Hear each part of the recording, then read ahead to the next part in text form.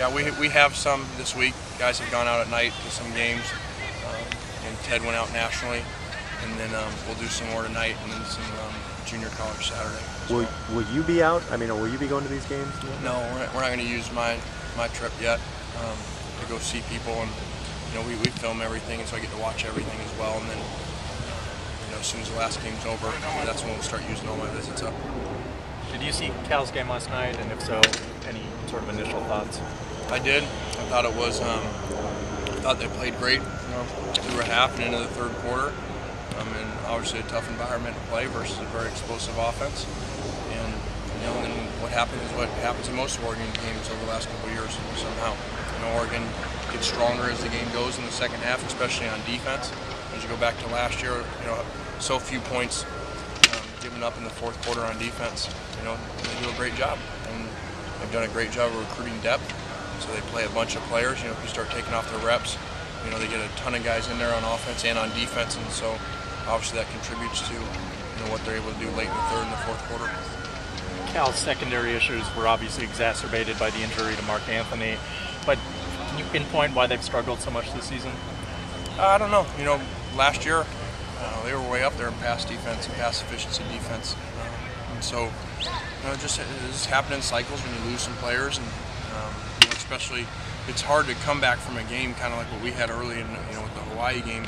The numbers are so lopsided. Your stats, it takes a while to come back down from that. And so their Colorado game, really screwed up their passing stats. But they're doing a great job against the run for the most part. They're very physical up front. The safeties tackle well, and they put Stephon McClure in there, and he seemed to do all right at times. So I'm sure they're excited about getting more reps for a true freshman. How much of an advantage is it that they had a game last night and you're on a bye? Well, I hope it's an advantage. You'd like to think it is. You'd like to think that we have a little bit more time to rest, and we've had days now where we've been preparing for this. So we're there landing last night probably at 3 in the morning. Getting back. We already have all our first and second down done. So we'll see. You never know. There's a reason that everyone doesn't win every game off of a bye.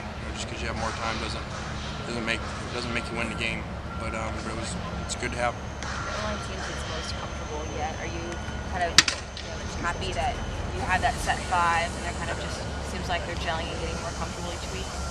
The offensive line? Yeah. I don't know. It's up and down, and once again you got to take into account about the game that you're playing. That wasn't the Arizona game. Their strength coming in was not a big aggressive front four. Dominating. I think they're 119th or something in rush coming into the game. So we got to take that into account, and like in all our evaluations of our positions, our players, and our units and our teams, we want to take everything into account and not look at one game and one opponent. Just like what I referred to the other day about after Arizona State, so many things about now the quarterback's no good and he's not a first-round pick, and now all of a sudden he's right back to being great. So somewhere in the middle, and same with the offensive line. I hope we're not as bad as we played in Arizona State. Probably not as good as we played in Arizona. But do you think you've seen a general progression? I don't know.